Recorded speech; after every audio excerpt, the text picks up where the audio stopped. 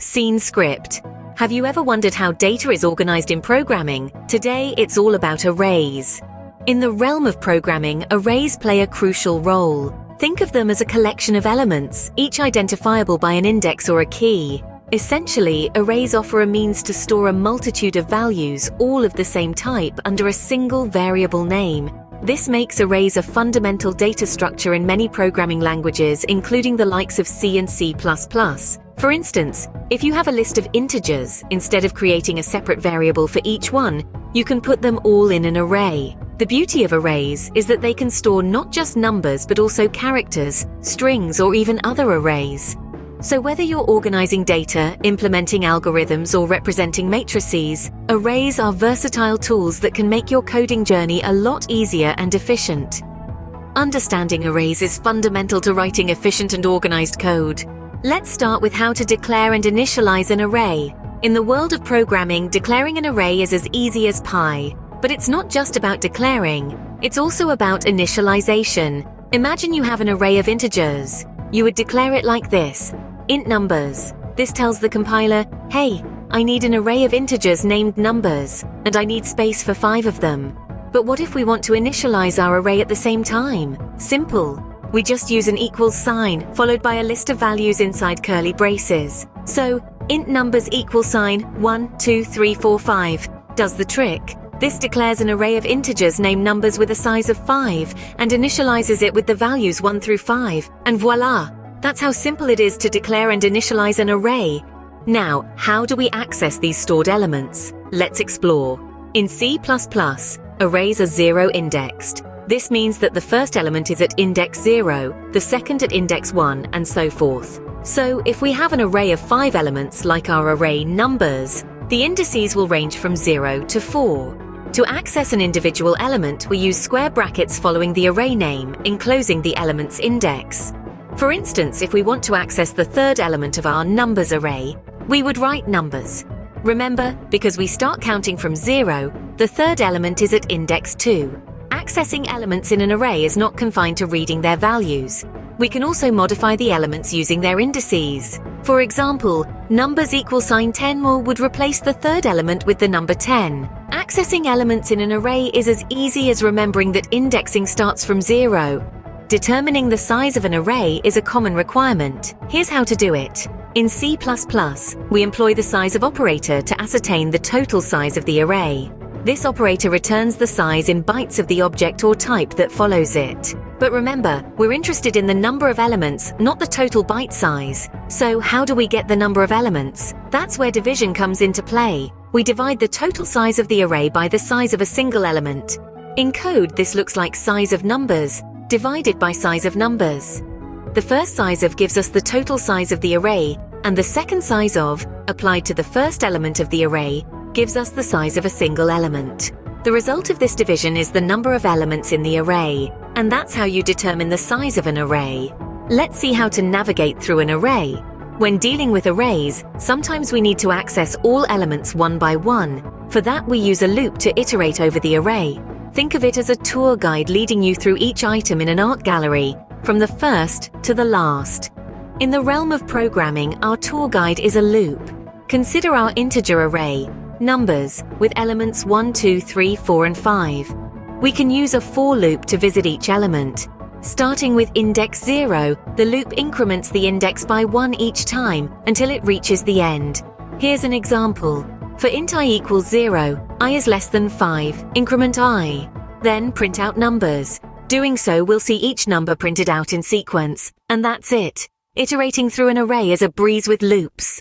Arrays can have more than one dimension. Let's dive into multi-dimensional arrays. Imagine an array as a single row of boxes. Now, a multi-dimensional array is like a warehouse full of these rows. It's essentially an array of arrays. Multi-dimensional arrays are particularly useful in situations where you need to represent complex data structures like matrices or tables. To bring this concept to life, let's consider a two-dimensional array, also known as a 2D array.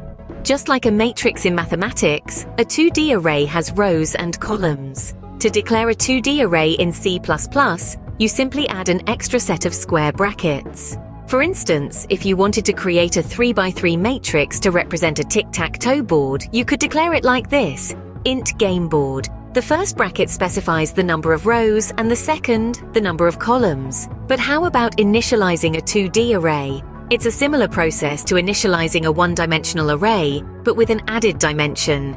You wrap each row's values in curly braces and separate each row with a comma.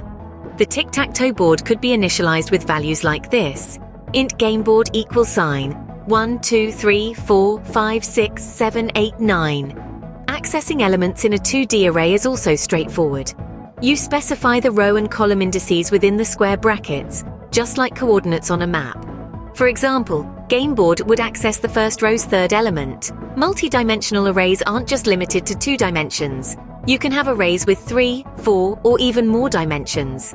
The concept remains the same. You're just adding more layers of depth. However, keep in mind that as the number of dimensions increases, navigating and visualizing the array can become more complex. Remember, practice makes perfect. The more you work with multi-dimensional arrays, the more comfortable you'll become with their structure and use.